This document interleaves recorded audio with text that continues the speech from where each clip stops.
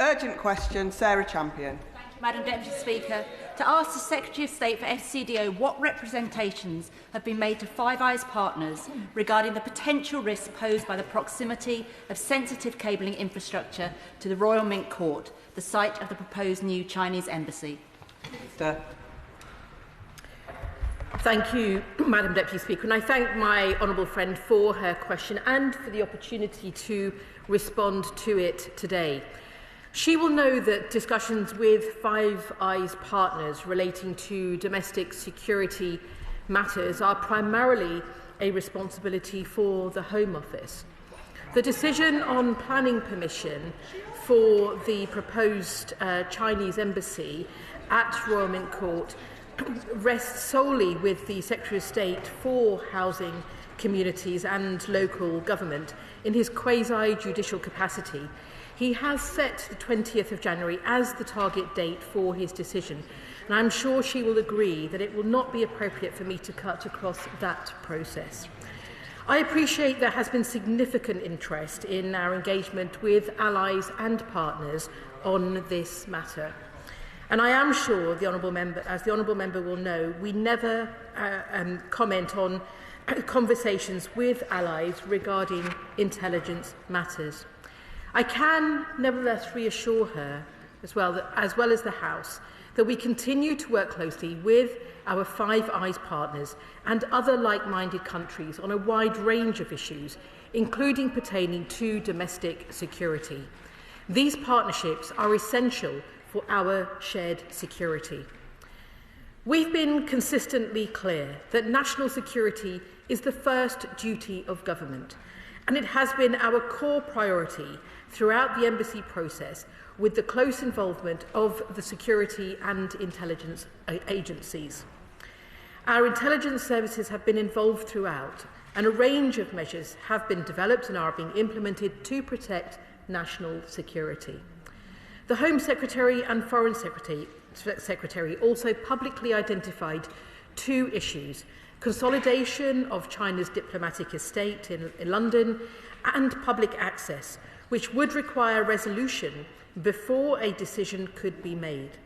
In November, they wrote to confirm that appropriate resolutions to those issues had been reached. As the Director General of MI5 commented last month, our security services have over a century of experience in managing the risks that arise from foreign embassies on UK soil, and I have full confidence in their ability to do so effectively. Sarah Champion. Thank you, Madam Deputy Speaker.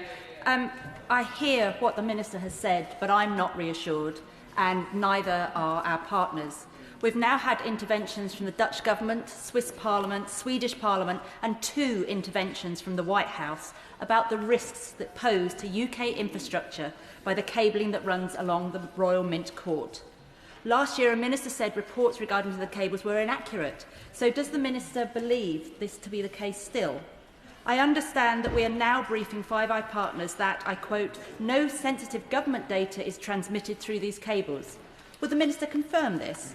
And, Madam Deputy Speaker, surely that line is a tacit admission that financial services based in London could be affected by Chinese proximity. Minister, what were the mitigations MI5 and 6 suggested to avoid espionage risks, and will their implementation be conditional for planning approval? I remind the House that the US has confirmed 3 major infrastructure hacks in the past 18 months, while we have faced hacks on the Electoral Commission, Foreign Office and parliamentarians, to name just a few. A Chinese mega-embassy in the heart of London is an issue of national significance, not purely planning as the government tries to present it. Combined with the heightened risk to dissidents, campaigners and the wider public, is this really a risk we should be taking? Can the Minister offer reassurance to my British Hong Kong constituents that transnational repression will not increase if this mega-embassy is approved? Once planning is given, we cannot take it back. We will have lost control. I know I speak for colleagues across the House and the wider country because they've contacted me when I say this is not a risk we can afford to take, and the government should refuse this disastrous plan tomorrow. Minister.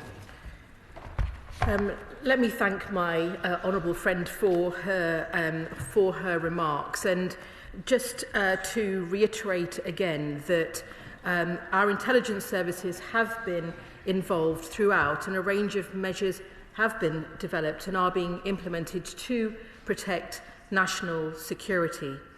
She also will know that the government is still to make a decision, and that planning decision will be made independently by MHCLG ministers on planning grounds. It is also important to recognise that we have set clear red lines as well through this process, and that has included, as I have referenced, for example, the consolidation of the diplomatic presence of China from 7 buildings to 1, which will also have security benefits. It is also important to say that we do routinely engage our allies, including with the US, our closest ally, liaising with them closely on a range of issues, including security and intelligence, and in relation to China. And it is important to recognise that we do that routinely, recognising also that it's important to discuss national security factors we may consider, and also to perhaps respond to my honourable friend's comments in relation to transnational repression. She will know that the UK government will not tolerate any attempts by foreign governments to coerce, to intimidate, to harass or to harm their critics overseas, especially in the UK. And we continually assess potential threats in the UK and take the protection of individuals' rights, freedoms and safety very seriously. Shadow Minister Alicia Cairns. Thank you, Madam Deputy Speaker, and can I congratulate Member Rotherham on her question. One could be excused, Madam Deputy Speaker, for feeling this is Groundhog Day, because once again the House is gathered to share our collective concern about plans to approve the Chinese Communist Party's mega embassy, and once again the Home Office has declined to answer. Now, I did consider rereading my speech from last week, but as I hope we'll get some answers, I've gone back to the drawing board. Now, the Chinese Communist Party plans are not normal diplomatic renovations, and it would be laughable to suggest they are when they are taking place at this location. Had the Minister seen these unredacted plans before their publication? And can she genuinely say she has no concerns if her government approves this shadowy network of 208 secret rooms? Now, given claims that the government and ministers had not seen these plans until last week, surely the government needs time to review them. So can the Minister confirm there will be a delay to the decision due tomorrow? Because no one would seriously suggest that in the week that has passed, the government has identified all the mitigations needed to protect our cables and mitigate against these secret rooms. Now, the government has so far shielded itself behind the mundane language of planning policy, but this is not a normal application. So can the Minister confirm whether our allies have been consulted on the unredacted plans, and if so, who? And whether UK government officials have previously denied the existence of these cables to the United States in discussions? Now, last week I asked whether the Chinese Communist Party's ambassador had been demarched and forced to explain his party's duplicity in their application. The Minister declined to answer. It's now been a week. Has the Minister, not officials, finally found time to prioritise national security and haul in the Chinese ambassador? And if not, why not? And what message does that send to China? Now, not once has this Labour government demarched the Chinese ambassador since they came to power, despite cyber attacks, putting spies in this place and putting bounties on the heads of Hong Kongers. What does the Chinese Communist Party have to do for this government to defend us and act to deter future hostile acts? The government tells us security concerns have been addressed, including ones they only knew about a week ago. Tell us how. Finally, Madam Deputy Speaker, the Prime Minister has not yet publicly confirmed his vanity visit to Beijing. Has the Chinese Communist Party made approval of the new embassy contingent on the visit going ahead? The government has a duty to protect our country. Without national security, there is no economic security. This House clearly speaks with one voice on this issue, and that voice says no. So will the government join us or will they choose a dereliction of their duties? Minister. Thank you, Madam Deputy Speaker, and may I also thank the Shadow Minister for her remarks. In relation, firstly, to the Prime Minister's visit, any Prime Ministerial or ministerial travel will be confirmed in the usual way. But it is right, and we are clear, that the planning decision is an independent one for the Secretary of State, for the Ministry of Housing, Communities and Local Government to take independently, and that decision is made in a quasi-judicial capacity. It is also important to say that the decision on the embassy will be taken in the proper way, regardless of any attempts at pressure from anyone, and we have been clear throughout that it is a planning decision for MHCLG ministers.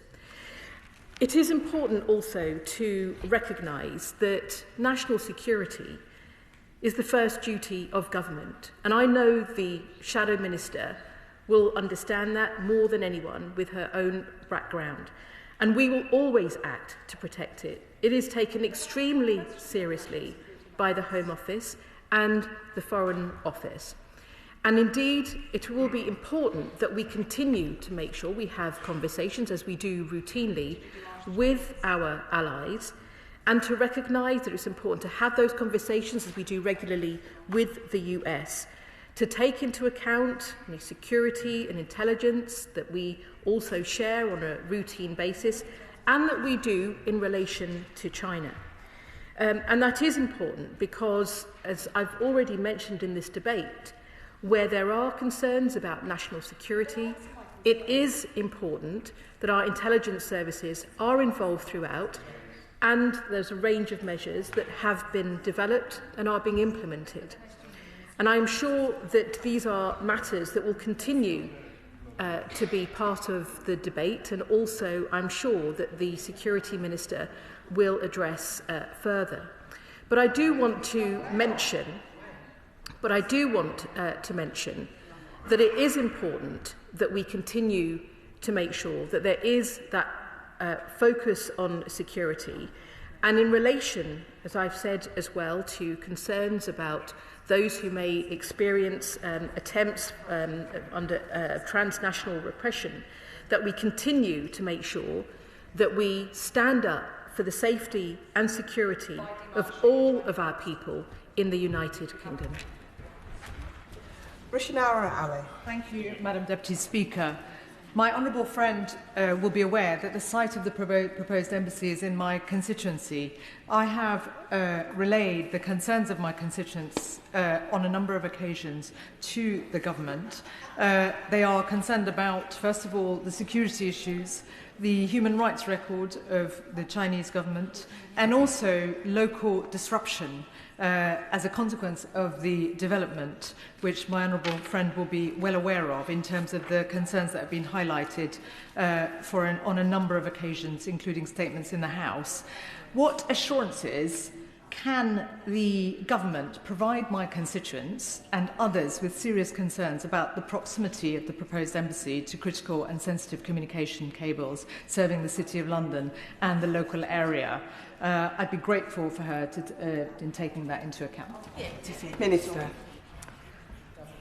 Let me thank my honourable friend, and I know that she has raised her concerns on a number of occasions previously also. And to reiterate that national security considerations are always the first duty of any government, and security and intelligence agencies have been involved throughout this process. As I noted also in my opening statement, the two national security issues as well that the FCDO and the Home Office made public as part of the planning process have now been addressed. And if the planning application for a new embassy in Tower Hamlets is approved, China has committed to replace 7 different sites that make up its diplomatic footprint in London with the new embassy, which will also clearly bring security advantages. and I'm sure that she will continue to have conversations with her local council and with the government in due course. Liberal Democrat spokesperson Luke Taylor. Thank you very much, Madam Deputy Speaker. The Liberal Democrats have made very clear from the beginning of this saga the approval of China's supremacy would be a terrible betrayal of those Hong Kongers who moved to the UK to escape the very repression which the government is now inviting to their doorstep. The government must halt this application and summon the Chinese ambassador to make clear that we will not accept Beijing's efforts to spy on our parliament, nor to intimidate and harass Hong Kongers in our community. Now, on the specifics of the application, in 2018, in a letter, the then Foreign Secretary Boris Johnson granted diplomatic status to the Royal Mint Court. That letter made no mention of a condition surrounding planning permission. And under Section 1 of the Diplomatic and Consular Premises Act 1987, this represents a fulfilment of the condition to provide express consent.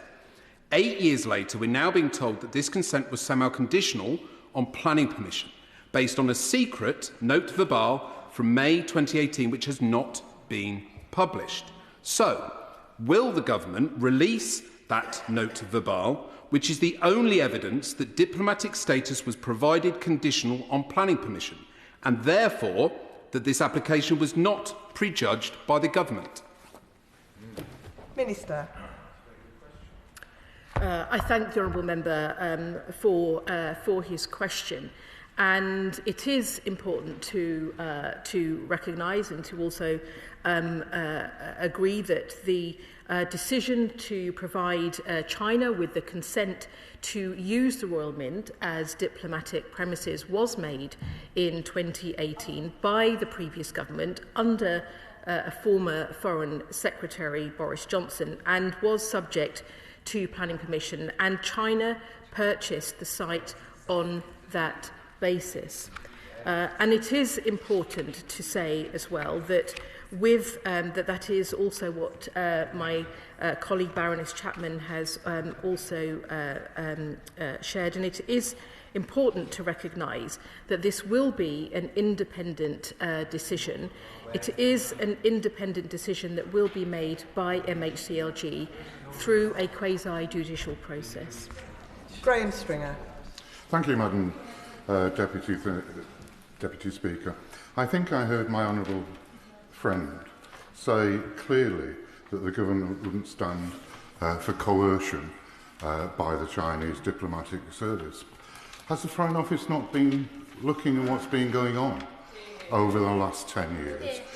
People in the consulate in Manchester were demonstrating against the Chinese government. They were dragged into the grounds and beaten up, and the diplomatic staff left with nothing happening to them. There are pop-up police stations all over the country that intimidate members of the Chinese community, whether they're British citizens or whether they're from Hong Kong or other parts of China. There should be a simple answer to this application, that there is no need for the size of the Chinese diplomatic community in this country. It is there to intimidate Chinese people and undermine the elected representatives in this chamber. Minister. I thank my honourable friend for his question, and he is right that we must not tolerate any attempts by foreign governments to coerce or intimidate or harass, and he has highlighted some examples that we know have caused great concern and that we take extremely seriously. We continue to assess potential threats in the United Kingdom and take the protection of individual rights and freedoms a matter of great concern for the government. And indeed, freedom of speech and other fundamental rights of all people in the UK are protected under domestic law. The police and security services monitor these issues very closely. The UK has a broad suite of powers that are available to counter foreign interference, including acts which amount to transnational repression. And we continue to implement measures in the National Security Act 2023, which strengthens our legal powers makes the UK a harder target for those states which seek to conduct those hostile acts. And the Security Minister also announced last year that training and guidance on state threats activity is being offered by counter-terrorism policing to all 45 territorial police forces across the UK. This will enhance the ability of frontline police officers and staff in the identification of state-directed crimes and the actions that can be taken and must be taken to escalate and mitigate this activity. Sir Julian Lewis. The Intelligence and Security Committee was set up specifically to fill a gap in oversight whereby this House could not directly look at highly classified and sensitive information. Having chaired that committee throughout the last Parliament when we undertook our very detailed and very sensitive inquiry into China, the published version of which was quite well received, to put it mildly, I can assure the Minister that there is absolutely no aspect of this that could not be shared with the ISC. Can she tell the House whether or not the National Security Advisor has discussed with the ISC and briefed them the security aspects of this proposal, which enjoys such hostility to proceeding on both sides of the House? Minister. I thank the honourable member for his question and indeed recognise and acknowledge his deep experience in the House and indeed on chairing the ISC. And what I can say is that we continue to keep our matters of security and intelligence as matters that are a first priority for this government. And indeed, in relation to national security, both with the National Security Advisor and indeed our partners abroad and Five Eyes that were also part of the question today, it's important to recognise that we continue to keep those conversations around security and intelligence around all areas of concern to the United Kingdom and indeed in relation to China. Alex Serval. Thank you, Madam Speaker. The Speaker of the US Congress, Mike Johnson, was here today in Parliament. Last night he was asked about the Chinese embassy application. He said that he's this is quoting him, I'm very concerned about it, but if it were me, I'd be very cautious about that. The Minister's heard the caution in this House from the US Speaker, from the White House, from many others about the proposed Chinese embassy, which give much greater ability for China to undertake transnational oppression, espionage and attack our national critical infrastructure. I want to ask the Minister again, is she listening to all the voices, and is the government listening to all the voices before it's making its decision? Because once Pandora's box is open, you cannot put it back. Minister. I thank my honourable friend for his question, and he will know as well from his own discussions that we do continue to routinely engage and discuss with the US a wide range of national security issues. And indeed, the US has also had its own relatively recent experience of China's building of a new embassy in their capital. But I do recognise the importance of making sure that views across the House are heard, and indeed we've had a number of debates on this. But it is also important to recognise that we have made it clear throughout the process that this is a planning decision, that is a matter for MHCLG ministers to make in an independent, quasi-judicial capacity. Dr Andrew Morrison. Deputy Speaker, circumstances have changed dramatically since 2018, and the Minister can't simply dismiss this as a planning application, just like it was a conservatory. It's a matter of national security.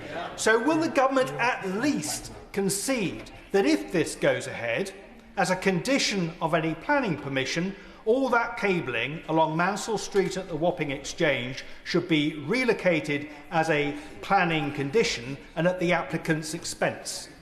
Minister. I thank the honourable member for his question, and I will just mention that our intelligence services have been involved throughout the process and indeed advising on a range of measures that are being implemented to protect national security. And it may be useful also to mention, and indeed for the right honourable gentleman, that we have engaged with the Intelligence and Security Committee as well on this matter, and most recently as part of a cross-HMG UKSC appearance before the committee on the 26th of November. James Nash. Thank you, Madam Deputy Speaker. Can I ask the Minister whether she personally shares any of my concerns that the proposed so-called mega embassy risks becoming not only an excessively large diplomatic site, but a focal point for intimidation and surveillance of Hong Kongers and members of the Chinese, Uyghur and Tibetan diaspora, over 700,000 people in total, given we know China's track record of transnational repression, such as million-dollar bounties on UK Hong Kongers? If not, why not? And if so, how is this being prioritised in the decision-making process? I thank my honourable friend for his question, and I will make two comments in response. I think, firstly, to mention that the UK does have a broad suite of powers, important powers, available to counter any foreign interference, and that it is extremely important that we see our security services and law enforcement agencies are armed with the tools that they need to deter, to detect and to disrupt modern-day security threats. And indeed, as the Security Minister announced in March last year, training and guidance on state threats activity is now being offered by counter-terrorism policing to all 45 frontline or territorial police forces. Just to finally make one comment, that in relation to the planning application, there is clearly in any replacing of 7 different sites a security advantage if we see that China's replacing of as its commitment to replace those 7 different sites will make up one diplomatic footprint in London with that new embassy. Richard.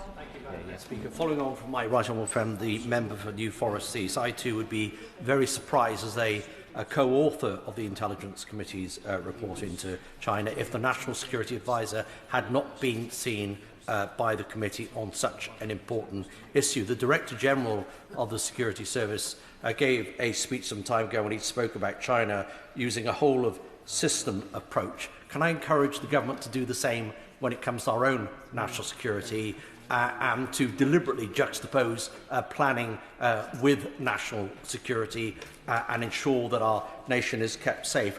But one easy way for the government to act to ensure that we are safe from the malign influence of Chinese spies operating in this country is to ensure the number of diplomats at the new embassy, which is going to be the largest Chinese mission in Europe, is commensurate with the number of diplomats in China, UK diplomats in China. Minister. I thank the honourable member for his question, and indeed it is right to say that national security is the first duty of government. We will always act to protect it, and it is a matter of great concern for the FCDO and also for the Home Office. And it is indeed also right to say that the UK does have control over the number of diplomats in the United Kingdom, as per the Vienna Convention on Diplomatic Relations. And we follow our legal obligations just on this matter, and indeed have robust systems in place to ensure that any diplomatic positions at the Chinese embassy must be approved on a case-by-case basis. Bobby Dean. Thank you, Madam Deputy Speaker. I think this chamber has grown tired of the government's insistence of framing this as a mere planning application, a quasi-judicial process that national government can do nothing about. That is simply not the case. This is a test. It is a test of this government's resolve in standing up to the threat that China poses to the UK. Now, the Prime Minister clearly thinks that handing this gift over to the Chinese in Beijing will strengthen his hand in trade negotiations. I believe that China will just smell weakness. So I challenge the government, reject the mega embassy, cancel that visit, and don't go back there until they get Jimmy Lai back on these shores.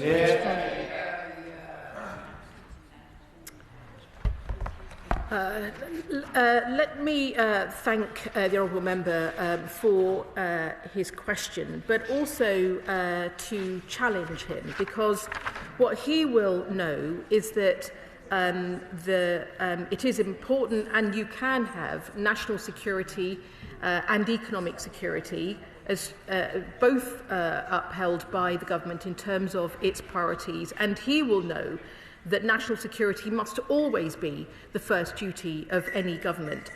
And in relation to our relationship with China, we have talked extensively about our serious, clear-eyed approach to having a relationship with China that is in our long-term interests, where we do cooperate, where we do challenge where we must, and where we also do compete. And it isn't about just balancing that. It is about, through engagement, being strong on security and strong on the economy. And he will also know that with China being the world's second largest economy and the UK's third largest trading partner, that not engaging is no choice at all. Sir Desmond Swain. Madam Deputy Speaker, the urgent question for the Honourable Member for Rotherham, which Mr Speaker granted, explicitly refers to our Five Eyes partners. The first thing that the Minister said when she got to her feet was that she could not answer any question of the Five Eyes partners because that was her Home Office responsibility. Why did she come? Did she argue with those who sent her? Did she say, "Baggy, not me, I can't answer that question"? The fact that she came, willingly or unwillingly, frankly, is an insult to this House. Minister.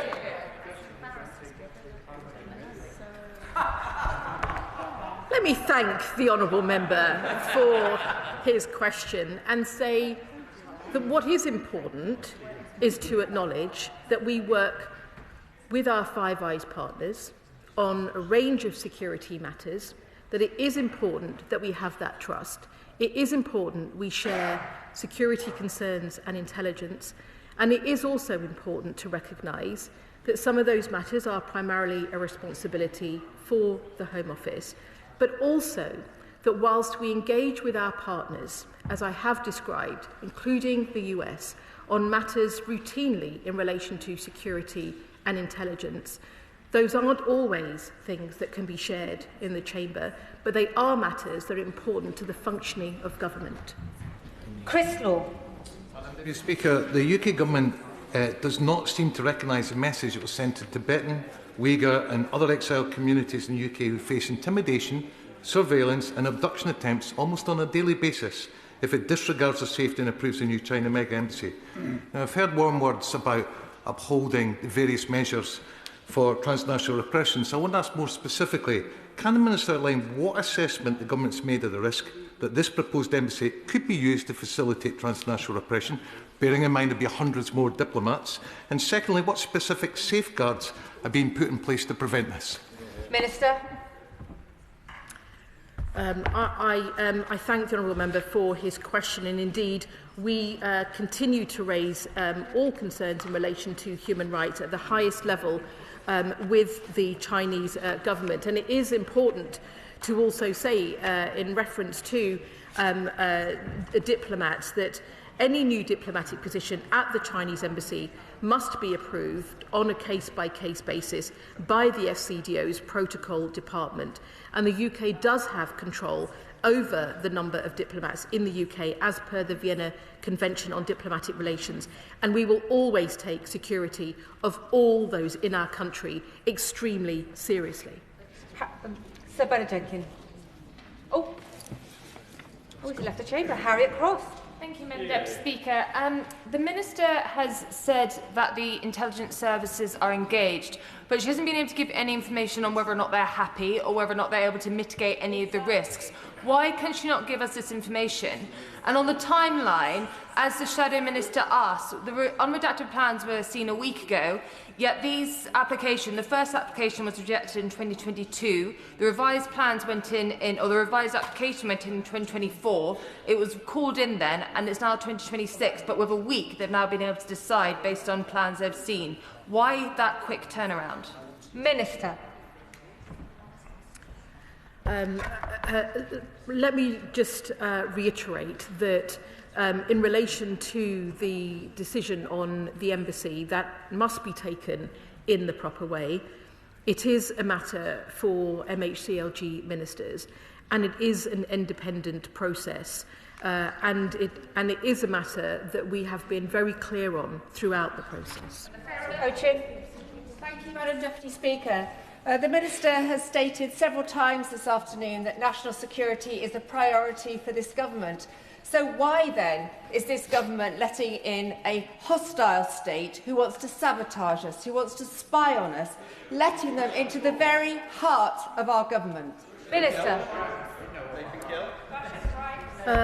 I'm not sure whether the Honourable Lady was referring to Russia or country, but in relation to China, perhaps I will just say again what I referenced in some earlier remarks, that China is also the world's second largest economy and the UK's third largest trading partner. Not engaging with China is no choice at all, and we can both, through engagement, be strong on security and strong on the economy. Thank you, Madam Deputy Speaker. Can the Minister not hear herself and how absurd it is that this government insists that they should treat this decision as to whether to allow this embassy in London, to treat it as this quasi-judicial, independent planning question? It's not a planning question, it's a question of national security. And if the Prime Minister had any backbone, he'd own it, decide it one way or the other and talk to the House about it. I don't know how up to speed the Minister is on her Greek mythology, but before the Trojan horse was pulled in, after 10 years of besieging it, there was one priest, Laocoon, and he said that you should not pull this into Troy because it will be the end of it. And that is what this role this House is playing today. Does the Minister think that the decision as to whether to pull the Trojan horse into Troy should have been treated as a veterinary issue? Minister.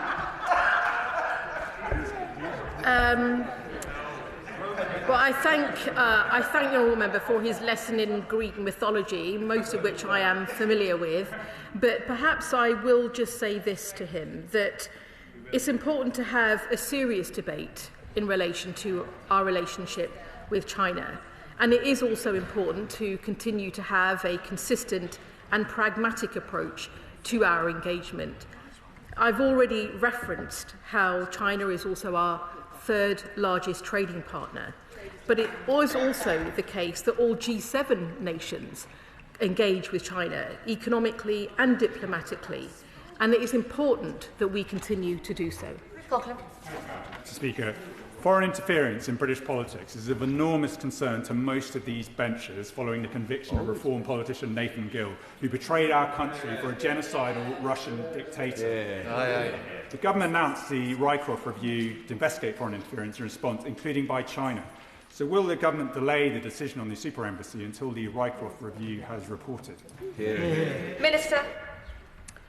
The honourable member won't be surprised to hear me say that the decision on the embassy is an independent process, but I will just emphasise to him that the UK has a broad range of powers to counter foreign interference, including acts which amount to transnational repression, and it is important that we take that extremely seriously, the government in terms of with the government, but also across the House. And it is also important that we see the announcement that the Security Minister made last year in relation to training and guidance on state threats being offered to by counter-terrorism policing to all 45 territorial police forces across the UK, that training is taken up, and that we are seeing the enhancement of the ability of frontline police officers and staff in the identification of state-directed crime and the actions that should be taken and must be taken to escalate and mitigate this activity.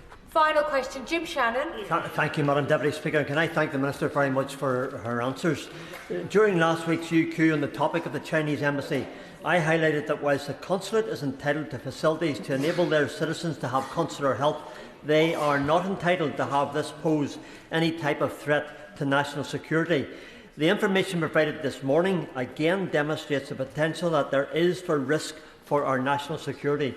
So will the Minister not take the steps well within government's power and grasp to act in the national interest and make clear that the consulate, as proposed, is not necessary to carry out consulate functions and will therefore not be acceptable? Thank you. Minister. I thank the honourable member for his question, and it is important to emphasise again that national security is the first duty of government, and we will always act to protect it. That is the end of the question on the proposed Chinese embassy. Point of order, Alicia Kearns. Thank you, Madam Deputy Speaker. When I asked an urgent question about this important issue last week, it was shunted to MHCOG. Today, when the honourable member for Rotherham asked the question, it was shunted to the Foreign Office. The Minister opened her answers by saying she could not answer on the fundamental question being asked in the Chamber. When she was then put a direct question by me, has she demarched the Chinese ambassador because it is within her briefing, no answer was given. So the ministers will not answer on other people's briefs, despite collective responsibility. If they won't answer on their own briefs, how are we to get answers in this place? Well, I thank the honourable lady for her notice of that point of order. As you may know, the Chair is not responsible for the content of ministers' answers, if only we were. But she has most definitely put her point on the record, unless the Minister wishes to respond right now. The Minister has declined to respond right now. No doubt the Treasury front bench will feed that back in to the Ministers responsible. Thank you so much. I'll give the front benches a moment or two to shuffle over.